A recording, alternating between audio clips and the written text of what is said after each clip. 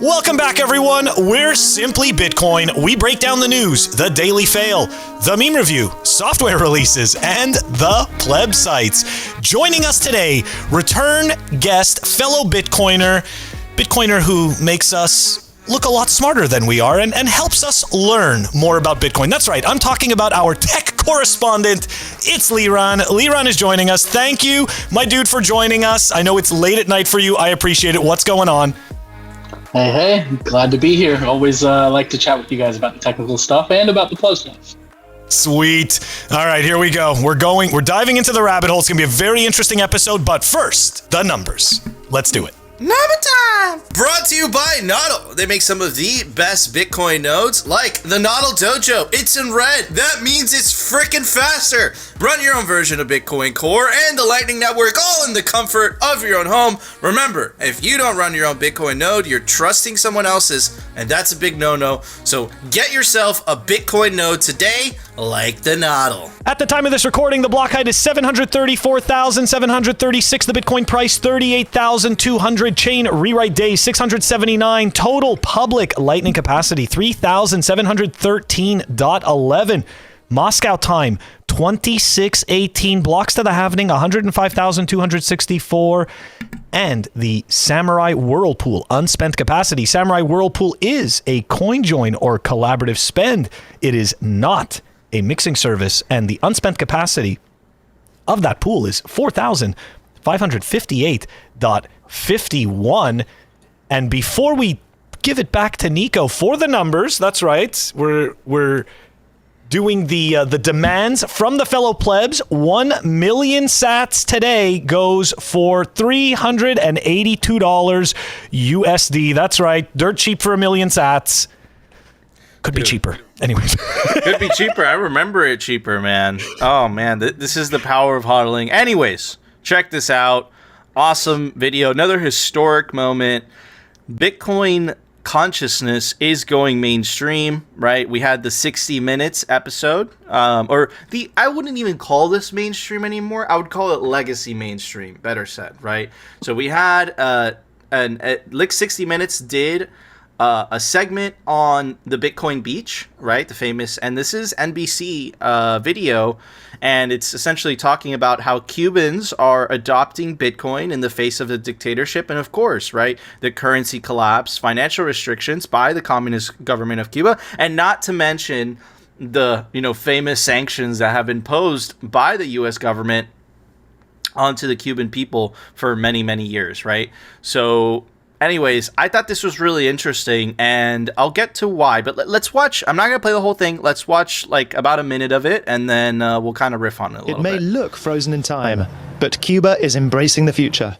Its cryptocurrency market growing exponentially. An estimated 100,000 Cubans now use them, thanks largely to the rollout of mobile internet 3 years ago. Cafe owner Nelson Rodriguez now accepts payments in Bitcoin and Ethereum. I like crypto because I believe in this philosophy. So, as a first timer, I'm hoping to pay for my meal. Ethereum, send. Can I scan your QR code there? Yeah, I got 11.99. It's fine. So you're 1 cent short, Yeah. and I got charged $5 more, but in the end, we managed to pay. Yeah, perfect. Pleasure doing business with you. Yeah, nice to meet you. Most Cubans can't use internationally accepted credit or debit cards because of US sanctions. PayPal, Revolut, and Zelle are likewise banned. No problemo, says this plucky entrepreneur. See you later, we don't need you anymore. Okay, so a couple things to break down there, right? So like I've always said, the Cuban people, and I live in Miami, so you're just in, and Liran knows this as well, you're just surrounded by this culture. You understand it very well. And, me being, I wouldn't say I'm, I grew up in Miami, right? But, originally I'm also kind of from a Caribbean country as well, Venezuela, right? Sort of close to Cuba, a lot of things in common. But the point is, and the thing that I want you guys to pay attention to is even with the U.S. government and the Cuban government, mind you, the Cuban government, they have two separate dollars over there. They have the foreign dollar, which is more, it's more paired with the US dollar, and then there's the Cuban peso, which is kind of like a shitcoin. And then every couple of years they they exchange it, where they take away the US dollar paired with the US dollar, and if the government gets in trouble, and then they give you the shitcoin, right? It's like a shitcoin exchange, same as FDR did, right, when he made gold illegal, right? He exchanged he bought people's gold and he gave them fiat shitcoin instead, right? So the point, the thing that I want you guys to focus on is, if governments have the capacity to confiscate your wealth to keep themselves alive, they will.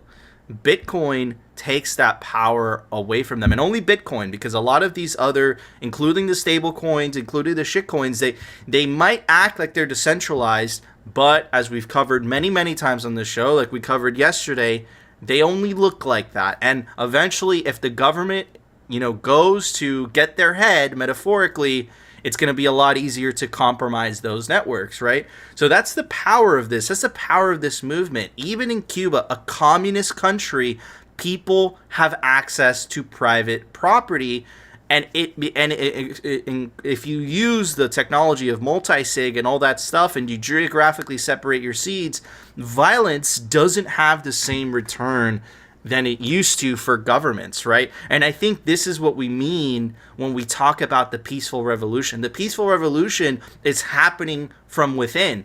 This is only 100,000 people today that are adopting Bitcoin out of necessity. What happens in 10 years when it's a couple million people? What are governments going to do? How are they going to react? That is the power of this technology. Bitcoin gave everybody the right to private property, even if you live in a dictatorship like Cuba. Absolutely surreal. Anyways, Phil, what are your thoughts on that? That video made me so happy, man. That video definitely. They have no power anymore. That was great. I'm Hispanic. I could do that, by the way. We can make fun of ourselves. Of course we can make fun of ourselves. You kidding me? No, but look, I thought what I thought was hilarious, right? And it kind of got me thinking. So, you know how they mentioned that they're accepting Bitcoin and Ethereum payments? I wonder if they tried to push through any Ethereum payments on Saturday or Sunday. I wonder if somebody had to pay over $3,000 for a cup of coffee for the gas fees. And the reason why I say this is because you'll notice that you never hear anything out of the general public talking about paying exuberant gas fees for a product that they purchased or a service that they purchased out in the real world. The only time you hear these people complaining is when their stupid NFTs, the NFT mints went wrong, or they got rug pulled or something. That kind of tells me that there's most likely zero adoption for Ethereum. And don't get me wrong, again, it makes no difference what I think, because the market is what's going to determine what is real and what is not, what is true and what is not. And at the end of the day, we're all going to find out that nobody's actually using Ethereum except for a bunch of speculators in a circus. So, yeah. Love that Bitcoin's being used. Don't care that Ethereum's being used over there. I don't actually think it is, because I think if it was, we would have heard something about the gas fees. That's my take. Absolutely. Leron, what are your thoughts on this? Yeah, I just wanted to make a comment. I think he said in the video, because they said something about him paying in Ethereum. Didn't he say that he was paying $5 extra? I think that was the fee that he was paying. I'm pretty sure. And that wouldn't have been the case if it was using Lightning Network or even on-chain Bitcoin. But, but like you said, as far as Ethereum goes, it's all speculation. They're only willing to pay thousands of dollars because they think they're going to get rich off of that little transaction. But it's beautiful to see countries that are oppressed actually using this technology in the way that it was intended to be used to circumvent, governments and things like that are trying to control the people and control the money and control it in a way that harms them. So they're able to, circumvent that and get their money for their coffee. It's great. It's great to see that. And it's interesting that you use that word. It's not even a purposeful, like, circumvent, because circumvent sounds like a malicious word, as if you're trying to fuck them. I wouldn't even say it. It's just they're obsolete, right? Like, you don't have to go through a third party anymore, and because of that, it makes them obsolete. They might see it like circumvention, especially the central planners in government, but I think the individual, especially in Cuba, and I've always said this, guys, that the revolution is not going to happen in countries that most benefit from the legacy financial system. They're going to hold on to the last second.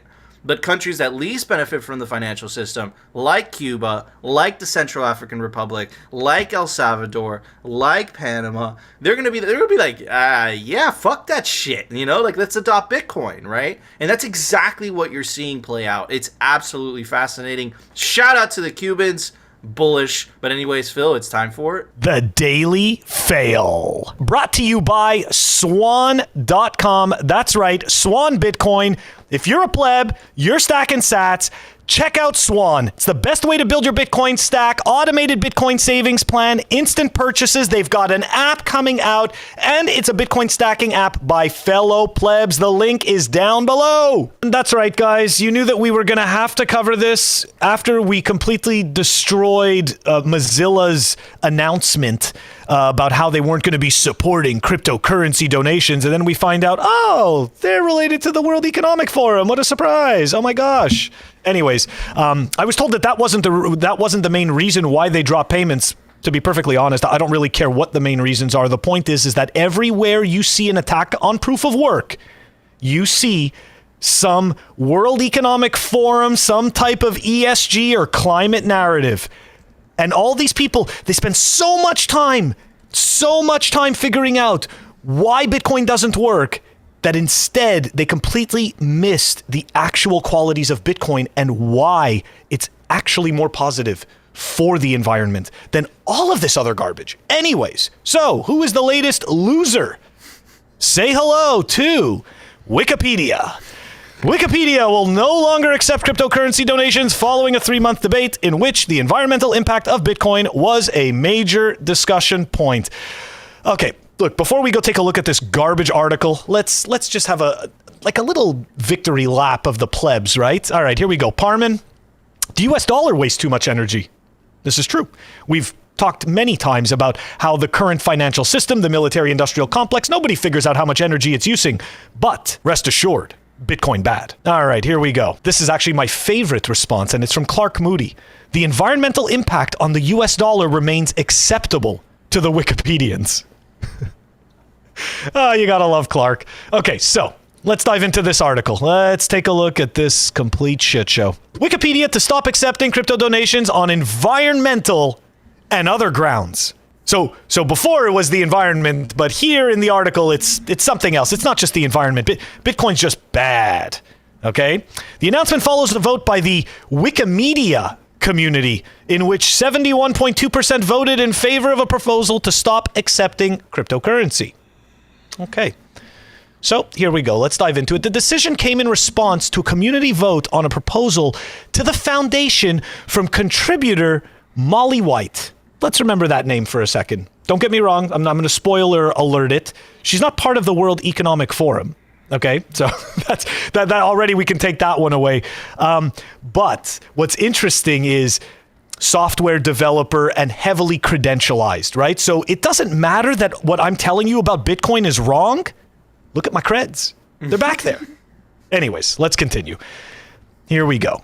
So inherently, these are cryptocurrencies, right?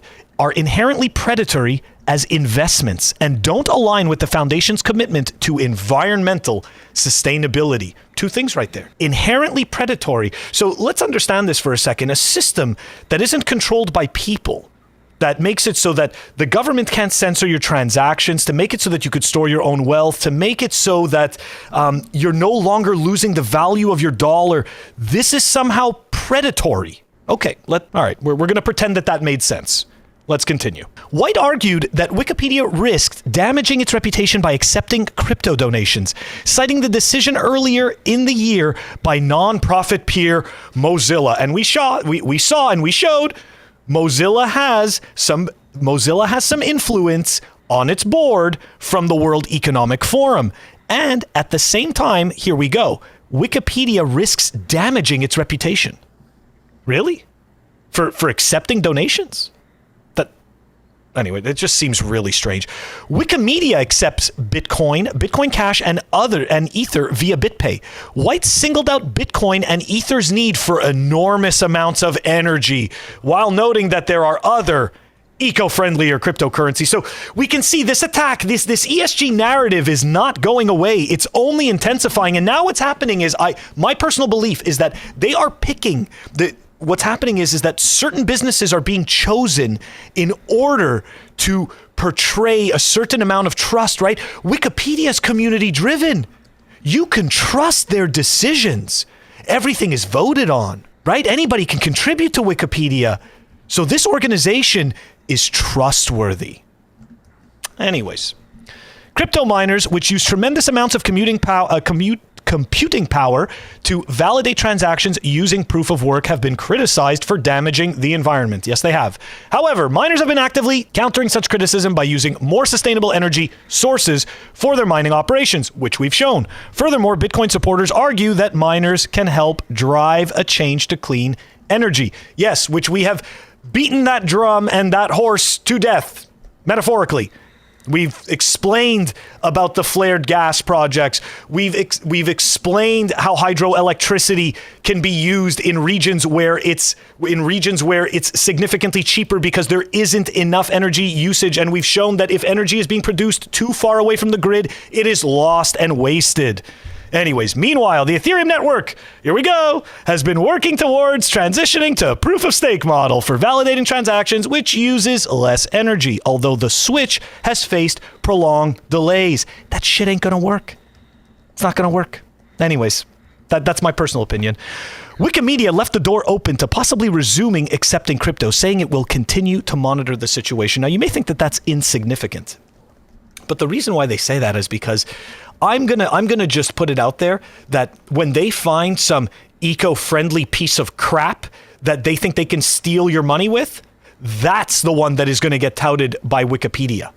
That's the one where they're going to say, we're accepting them again because so-and-so shitcoin is green.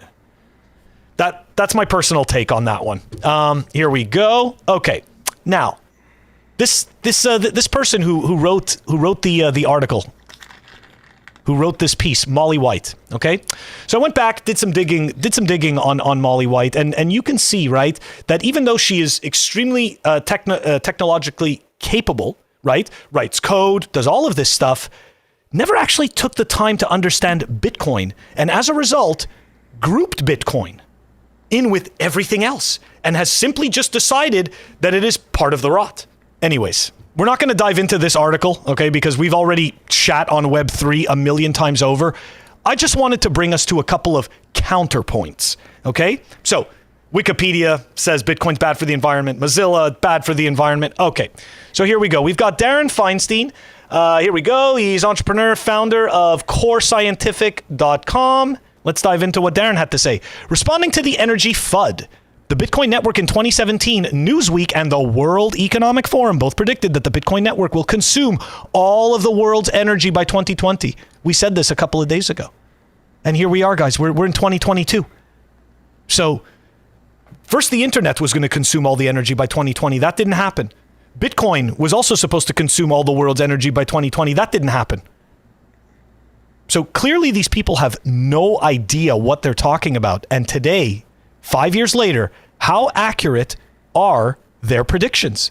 All right, before we start riffing on this, I'm gonna leave us with this piece right here from Darren Feinstein. Here in the US, we waste 6,800 terawatt hours of energy annually creating and transmitting electricity.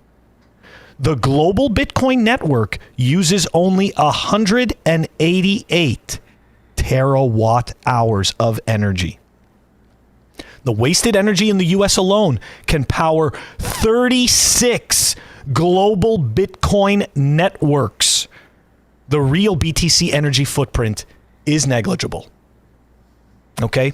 And obviously we put this link in the show notes so everybody can take a look at this. It's a great thread about debunking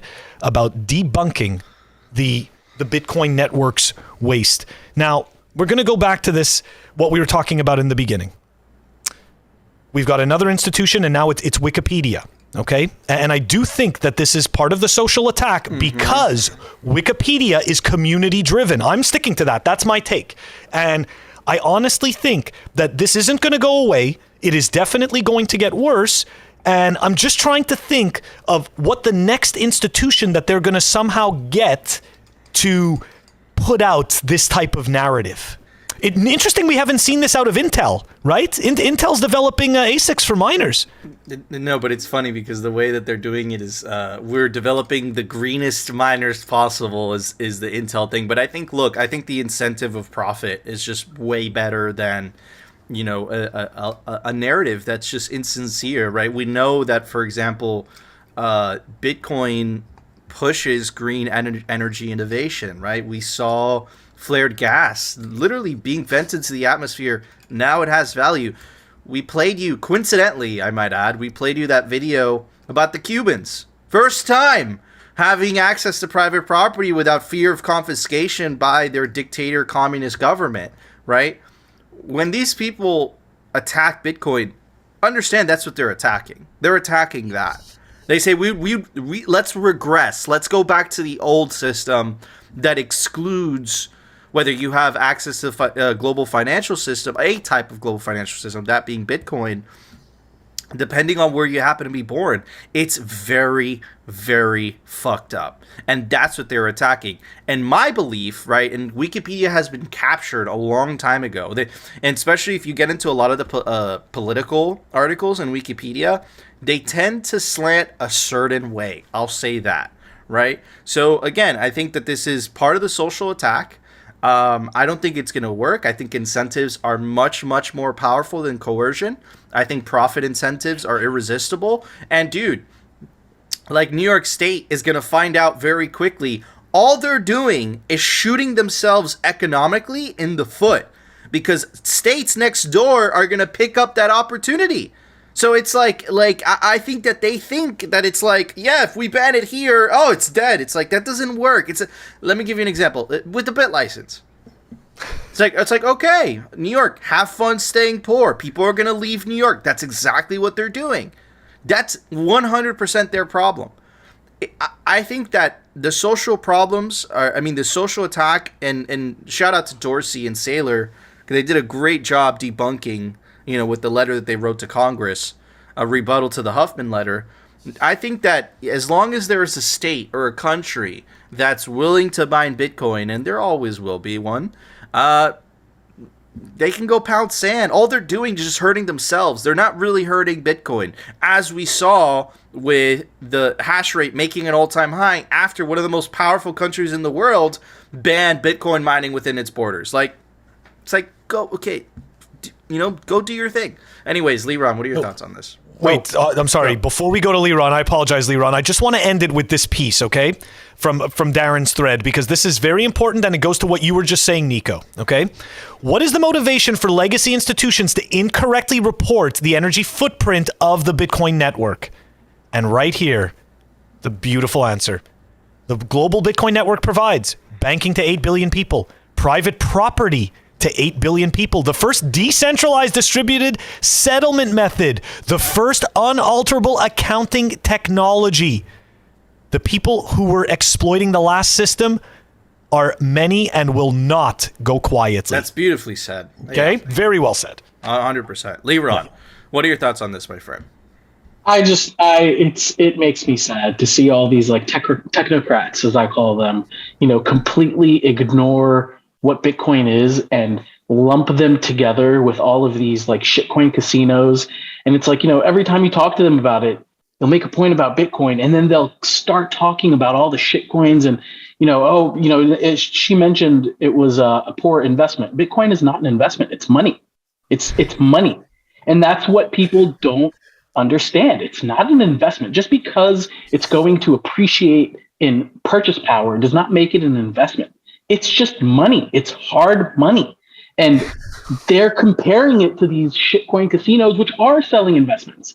They are companies that are selling a narrative in order to try to push the price of their tokens that they print out of thin air, you know, to make people rich. It's the only reason that people want to invest in shitcoins. Bitcoin fixes fundamental problems, and they're ignoring it. It's sad. It's sad to me. I don't know if it comes from a centralized, malicious place, or if it just comes from an ignorant place of lumping all these things together and being angry at, you guys are just selling tulips type of situation.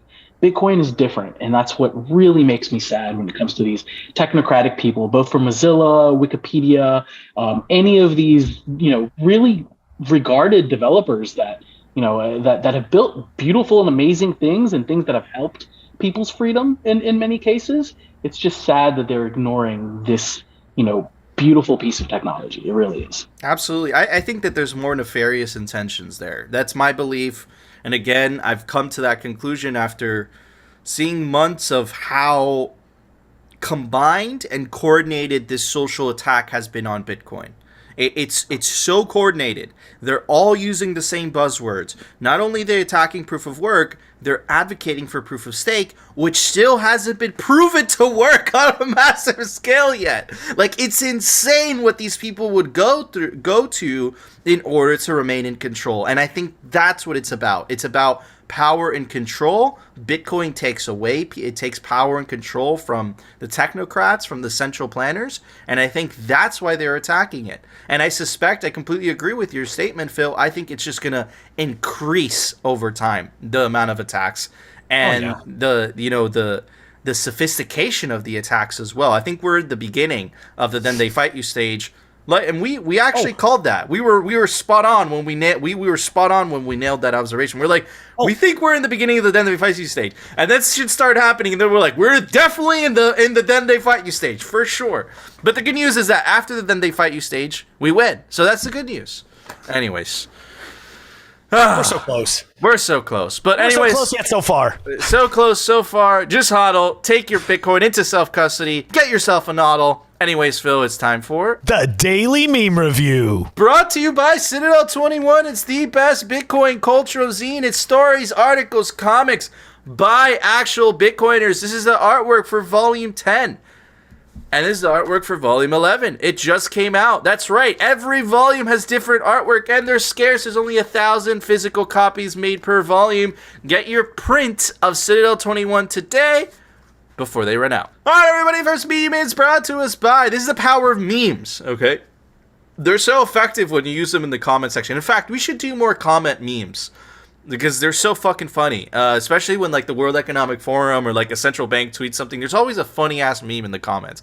Anyways, this is the Ministry of Truth. It's making fun of, the new Biden, which is just dystopian as fuck. We've covered it for 2 episodes. We're not gonna, dive a lot into it, but basically, Biden administration, if you've been living under a bridge, essentially released a new Bureau of Misinformation, coincidentally 2 days after Elon announced he was going to buy Twitter and wanted to do something with free speech. Very interesting how that happened. Anyways, if you just sign here, we'll erase that pesky First Amendment for you. Help, I need some help. Is this meme true or false? Biden's Ministry of Truth, Bitcoin. It's so true. And this is the importance of Bitcoin. Bitcoin is an uncensorable money. That's the importance of it. Look at those Cubans, man. For the first time in a very long time. Anyways, wayfaring goblin. Down goes Solana. Literally fucking anything. Solana consensus mechanism. All right, moving on. BTC Leota, Bitcoin, crypto. It's so funny. Good memes. All right, next one is by Mr. Satoshi. Super Alakine 11. I suffer from that disorder where all I speak about is Bitcoin and it pisses people off. It's a good one. Dude, people look at my normie friends, they look at me like that. What the fuck is wrong with this guy? Anyways, next one was by Ultra Solomon. No caption needed. Ethereum was proof of work all along. Proof of waiting. All right, moving on. The Bitcoinada. This is how we will be remembered. And then he's again, this is the effectiveness of memes in the comments. And it's Warren Buffett at the Buffedex. Oh my god, dude, you're a fucking legend. All right, moving on to the next one. It's by Sal the Antagonist, or God, or whatever. Elon Musk could have used $44 billion to help the poor. Why can't the people he bought Twitter from do that? It's so true. All right. You think inflation will be ending soon? 80% of US dollars in existence were printed in the last 22 months. and taxpayers think sanctions against Russia caused the inflation. Well, we don't. And if you've been listening to Simply Bitcoin, I think we were spot on. However, and this is why the Misinformation Bureau is so dystopian, because they would have labeled calling inflation transitory, not transitory, misinformation. So how are you supposed to trust these people if they've been wrong and the internet has been right? The so-called credentialed experts in the last 2 years have been made a mockery of. Anyways, for that, I'm gonna give it a very special score, a tungsten cube. Oh. And for anyone who doesn't know, this is a very dense metal. So I'm holding it in my hand, but it's actually surprisingly very heavy for the size that it is. And that's why I find it cool. But apparently this isn't the densest metal. It's the cheapest densest metal, because there's another one called obsidian or something. And supposedly it's a lot fucking heavier, but this would cost like $1,500. Anyways, and I'm not going to do that. That's too much Bitcoin. Anyway, this was still expensive. This was $100 for this thing. So dense metals are expensive. A lot of corn. That is a lot of corn. Anyways, Phil, what would you give those memes? All right. On the on the heels of providing stickers as scores, I am providing a very unique Sweet Toshi sticker. That's right. It is the Bitcoin Ladybug. I love that one. I have it stuck on my wall, not in mint. Mine's mint. LeBron, what? I like your mint stuff. We could frame it. How would you feel about framing mint stuff? I'm okay with framing it, as long as we don't stick it onto something and ruin the back. This is true. Anyways, LeBron, that's a happy medium. That's meeting halfway. LeBron, what would you give those memes? So I don't have too many things around me because I'm not home, but I'm gonna give it this little YubiKey that I use on my laptop. It's a little YubiKey for USB-C that you just plug into your laptop, and it secures all my stuff. Oh, I know what that is. It's very cool. So why do you like that more than 2FA? I mean, this does help. This is a form of 2FA. So this is just one that stays plugged into my like laptop. the traditional, I get what you're saying. Yeah, so I also have one that's like on my keychain that I use with my phone and that I use with stuff. This one stays plugged into my laptop and is only authenticated for very specific things. It's not for everything, but it just makes it easy. It's always plugged into my laptop, so pretty much my laptop's my authentication. But if I go anywhere ever and I need to leave my laptop behind, I just pull this thing out and I take it with me so that this is my, safe. Very, very. What do you prefer that over the numbers on your phone? The ones that? Oh yeah.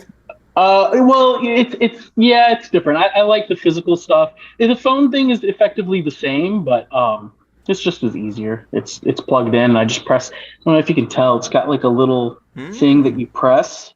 It's like just a little capacitive like little thing, and you press, and it knows that you're there in order to unlock something. That's cool. I also have the the keychain one that's just USB-A that I use for stuff. So on my phone, I use the YubiKey, the Yubico Authenticator app. So the app doesn't matter what phone, as long as it has Yubico Authenticator app. When I touch the NFC of my keychain one, it gives me all of my codes there. So if I lose my phone, I just install the app on the new phone and I have my stuff. Okay, that's nice. Very cool. Look at LeBron, like all UBK. fancy with this 2FA. I'm still using the 2FA app like a peasant. But anyways, guys, we want to know if you agree with our scores, you disagree. Let us know down in the comment section. Comment. Help us with the mysterious YouTube algo. And of course, make sure to subscribe to us on alternative video platforms for obvious reasons, like Rumble.com and our personal favorite, BitcoinTV.com. They don't censor there because it's Bitcoin TV.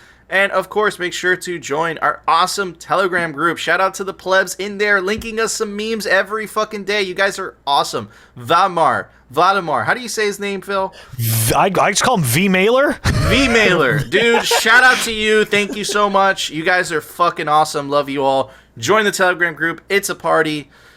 And you have to join. Because if not, you won't be at the party. But anyways, Phil, it's time for the Daily News. Brought to you by CryptoCloaks.com. They make some of the best Bitcoin merch, like the famous 3D printed Bitcoin art grenade sculpture. Comes in any custom color your heart desires. You want it in blue, you could do that. But you want it in Peter Schiff colors. Fancy, fancy, shiny gold. Yes, you could do that, but it's going to piss him off because it has a giant Bitcoin logo. Anyways, you can take advantage of the promo code down below to get 5% off anything on the Crypto Cloaks online store. All right, guys, today's the day. This is the episode that you guys wanted. You guys have been requesting this for a week. What the fuck is going on with the CTV, also known as the BIP 119 potential upgrade to Bitcoin? It's caused a fuck ton of controversy online, most of which I could not understand what the fuck was going on. Remember, this is a news show. We cover Bitcoin culture. We cover the geopolitics of it.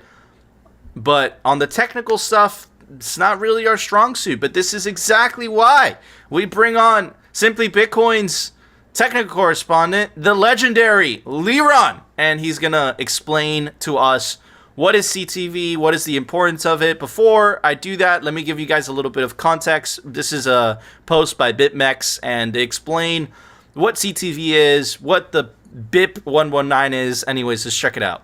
This feature would enable users to commit spending a Bitcoin output only under certain restricted conditions. The main proponent of this upgrade, Jeremy Rubin, in a bold move, recently announced the imminent release of a new client with OP_CTV activation parameters. Okay, so Liron's a developer. Liron's plugged into the developing matrix, and I know that, shout out to Liron also, he is building on top of Bitcoin, which is freaking awesome. Not that many people could do that. So shout out to Liron. Phil and I are just gonna ask questions as if it was coming from the plebs.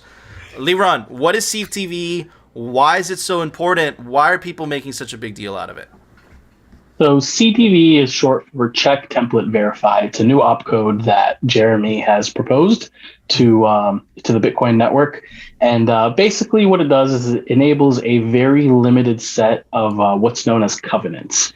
Covenants in general just means, in Bitcoin sense and in, I guess, crypto sense, it means that there are restrictions against the way you spend from certain outputs. So you would create, with CTV, you would create a sort of template that says you're only allowed to spend under these conditions, and then you could, create a wallet with that and deposit into that wallet, and that wallet can only spend given those predetermined transactions effectively.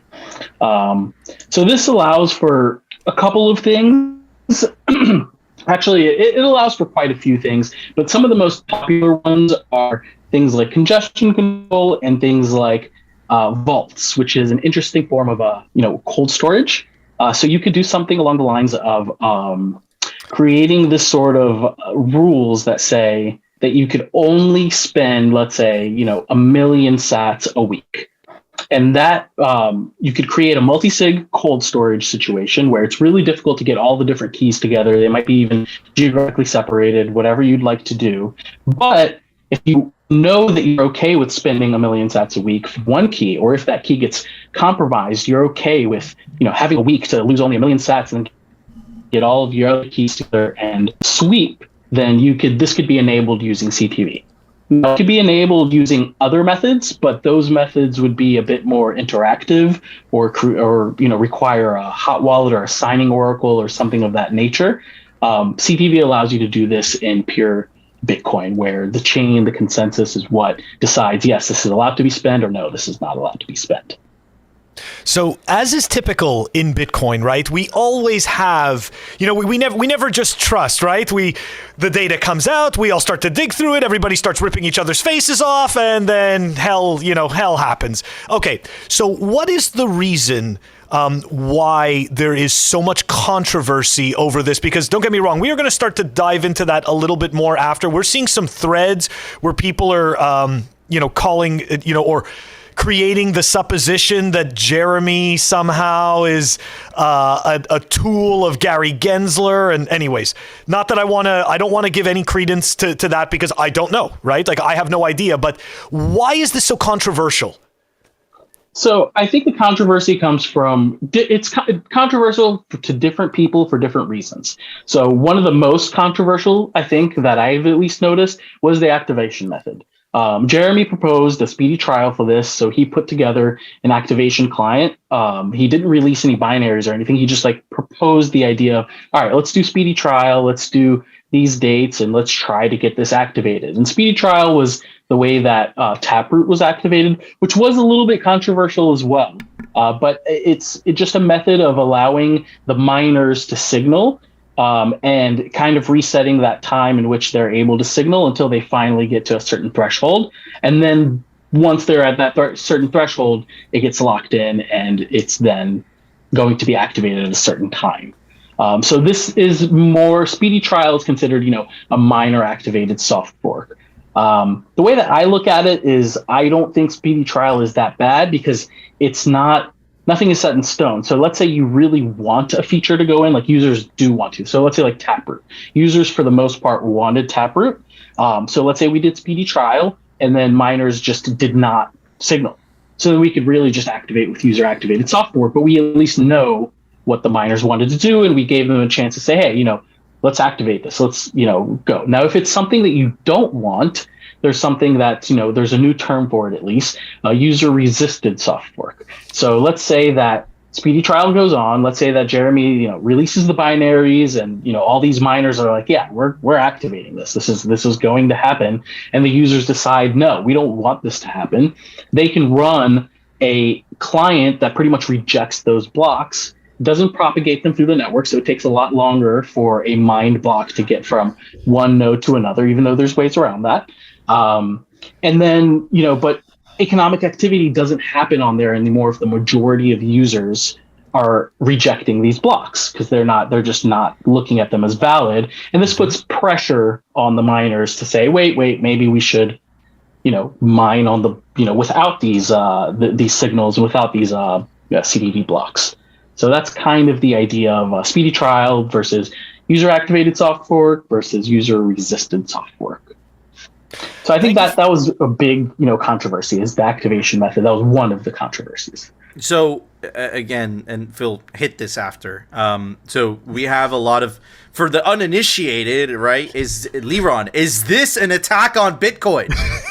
Exactly. I don't think it is. I really do not believe that it's any kind of attack on Bitcoin. I even have a tweet out there that people didn't really like so much. And I think framing it as an attack is almost an attack on Bitcoin because you're taking, research and an attempted it's not even an attempted activation. There were no binaries released. No one's running this yet. It was just a beginning of a conversation of how do we activate this?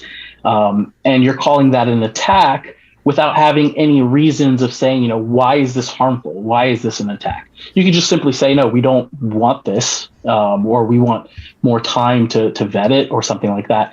But I don't know if this is an attack. I think the various proposals that I always see on the mailing list comes in with like newbies that are like, oh, why don't we get rid of proof of work with this new other kind of consensus mechanism idea, which is effectively always a proof of stake type of situation. Why don't we do that? That could be considered an attack on Bitcoin, in my opinion. So the other question that I have is, and if I understood this correctly, so this would be, if it would actually be activated, it would be activated on the base layer. This is not something that is part of Lightning. Is that correct? Yeah, this is a new opcode for Bitcoin's scripting language.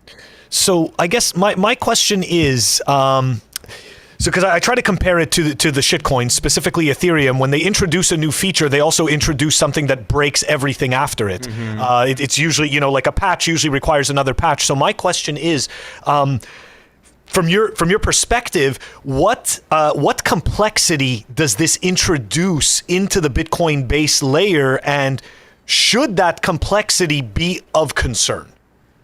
No, this is actually the least complex type of change that we've seen in a while.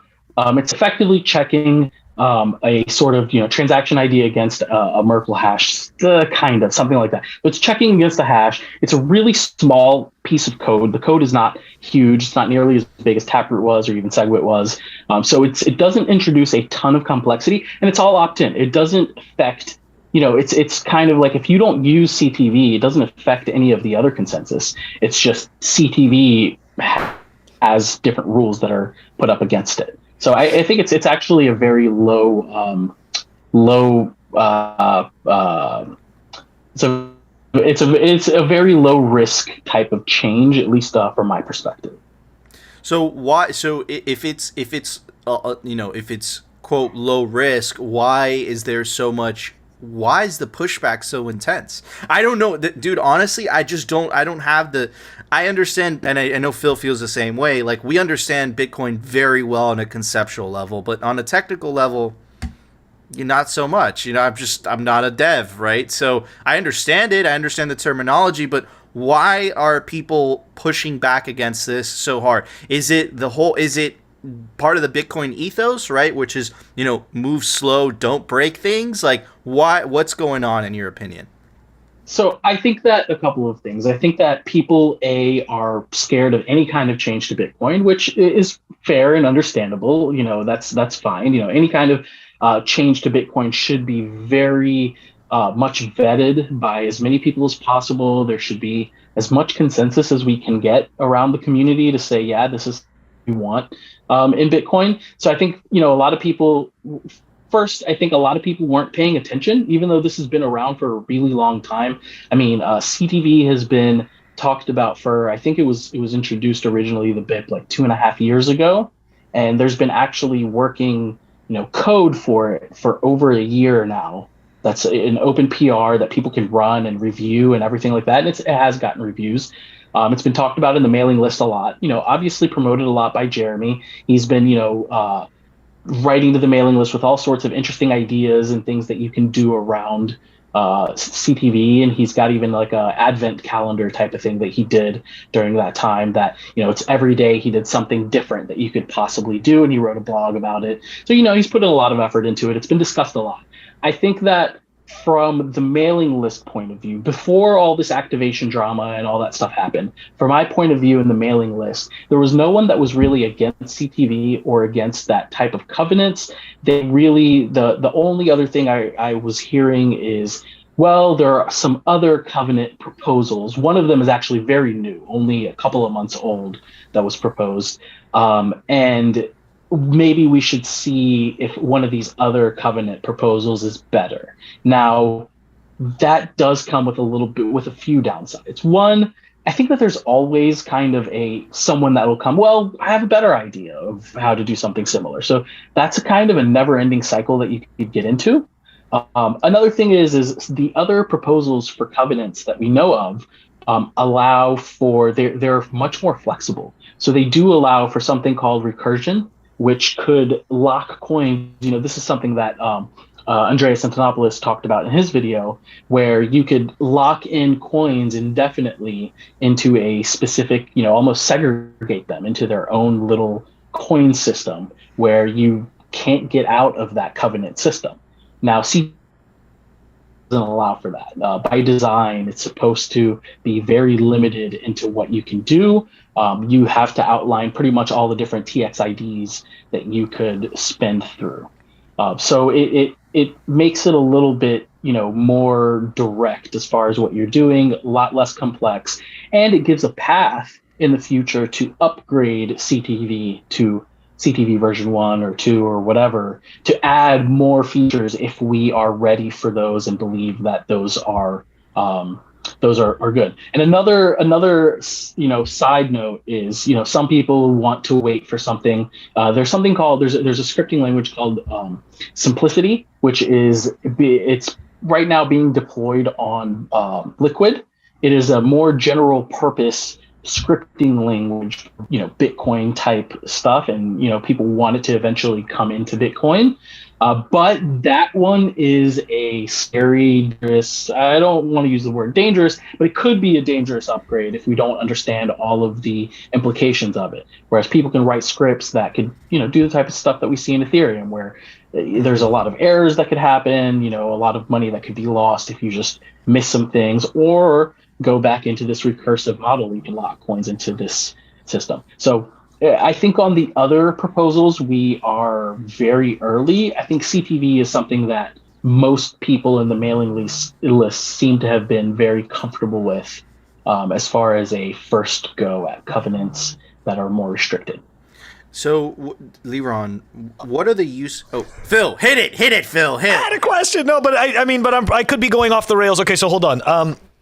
One of the things that I've been seeing on Twitter is people complaining that shitcoins can do, quote unquote, some of this functionality. So why can't we get this stuff on Bitcoin? Can you just, let's make it like lowbrow. Like, what kind of shitcoiny features does CTV bring to Bitcoin? And I don't understand why anybody wants this. And I'll add on top of that, right? Because we're running out of time as well. Oh, yeah.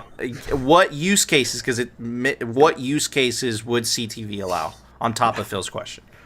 So this doesn't allow for like everything that we see with shitcoins. There are creative little things you can do with it. Like I think one of the things in Advent calendars is how you could build a sort of NFT system, but it's not exactly like the NFT systems that you see built on shitcoins. But again, you could build NFTs on Bitcoin today. Counterparty and some of the original NFTs systems were built on top of Bitcoin. So I don't think it's much different than something like that.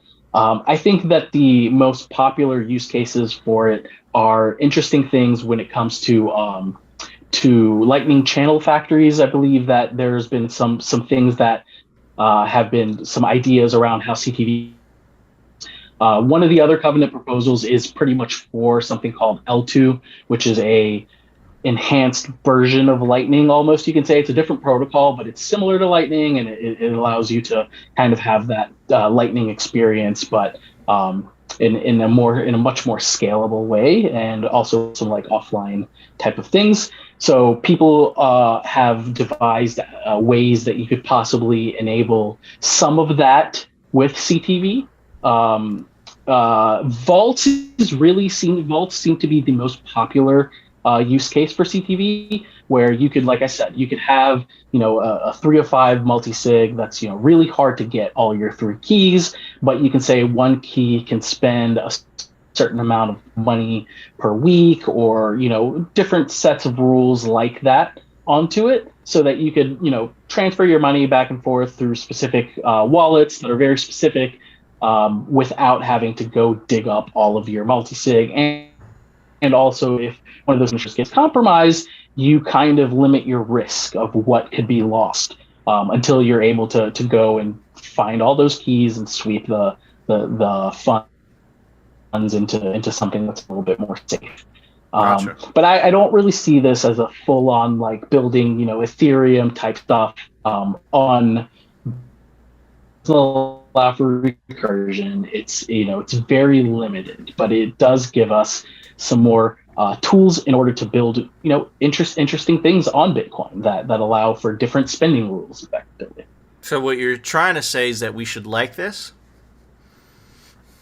I think so. I think it adds to Bitcoin. I think it adds, it's the World Economic Forum. They're trying to censor me, but I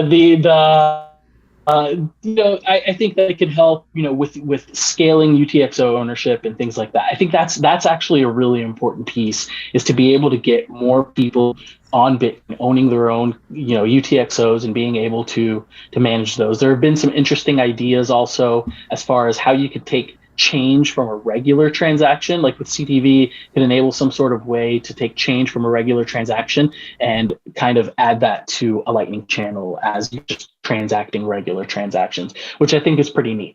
A lot of the stuff hasn't been built out or vetted fully, but that doesn't mean that the CTV stuff is harmful. There's also, I want to mention that there's a 6 Bitcoin bounty on any kind of bugs. That if someone wants to play with this, there's an active Signet right now, so you could go and actually play with CTV on a Signet, on a testnet type situation. And if you're able to find any issues with it or any bugs, whether in the code or just through tinkering with it, you can get 6 Bitcoin, which is pretty nice. And we haven't really had that for any of the other soft forks that we've activated in the past. Very, very cool. So I'm good cop, Phil. Like, CTV sounds awesome. You should say like "fuck that shit" to properly represent the community. Absolutely. Well, it's funny that you say that, because my last statement was going to be the plebs are retweeting a thread that just says reject BIP 119. So I'm like, you know what? I don't know enough. but I'm rejecting this. Yeah, and I'm approving it. Bro, we got two sides. And that's so difficult. If you're, one of the hardest things for me to explain to people about Bitcoin and the decentralization is the fact that there is no leader. There is nobody that we can go to and be like, or not even we can go to, no one that'll come and say, no, this is activating and this is happening. We have to somehow come to agreement, and it's not pretty. It's not easy. There's no set way. And, some people, in one of my tweets, I wrote, maybe we should have a better set way, but someone made a very, very good point. This is a feature, not a bug. That was going to be my ending line. And I'm like, that's a feature, not a bug. I don't disagree with that at all. I think that there's definitely merit to that, where there isn't a set way where now someone's like, oh, I know how to get a feature into Bitcoin. It could be compromised, right? It could be compromised. And that's why consensus, in my opinion, right, has to stay the way it is. And I completely agree that is a feature, not a bug, because the easier you make it, the easier it is for governments, right? The weakest link in the chain is the one that always breaks, right? So, yeah, I completely agree. Leron, that was freaking awesome. I hope you guys found some value in that. Phil, there was an open source software release today. Why don't you tell everybody about it? Plebsites. That's right. We're doing plebsites today. Brought to you by CipherSafe. Check them out, cyphersafe.io. Guys, your seed is very important. You need to make sure that it is secure. You need to make sure that it is extremely difficult to destroy. So, store your seed in the Cypher Wheel or the all-new Cypher Grid. They both come with a tamper-resistant wire, but the grid comes with a punch tool. All right, guys, we've got a great plebsite here. This is actually made by CoinKite. Very cool. Bitcoin.holiday. Definitely check it out. You've got essentially a calendar, and every time there was some special moment or some event that happened in Bitcoin, it's there. So every month you can come check here to see what happened. And of course, it just so happened. I think sometimes I just think it's synchronous. It's synchronicity for us. Look at that. Craig Wright is a fraud day, May 25th. Anyways, don't forget to check out the Bitcoin Holiday website, where you can find fun facts like the day Craig Wright disappeared into his own ass. To check us out on our audio-only platforms, Apple Podcasts, Spotify, and Anchor. If you want to stream us sats, Fountain.fm, you can stream us sats through Breeze. Awesome. Thank you, Phil. All right, guys, that was a show. Before we go, I want to give a very special shout-out to our clothing sponsor, RepresentLTD.com. Phil and I wear the hoodies every single day. Shout out, David. Makes some awesome clothing. And they're making Bitcoin merch as well. Really cool stuff. And a little secret sauce there. They might be coming out with Bitcoin merch. Simply Bitcoin merch soon, too. Very cool stuff. And you can take advantage of the promo code down below to get 10% off anything off the RepresentLTD.com store. Also, want to give a very special shout out to the awesome Simply Bitcoin technical correspondent, the legendary It's Leron on Twitter. You have to give this man a follow. He gets you plugged into the Bitcoin developer matrix, pure signal. I've been trying to keep up with the threads, and then Leron explained it to me, and I'm like, bro, you know what? Just come on the fucking show. I have no idea what the fuck is going on. So shout out to Leron. Thank you so much. I know you're traveling.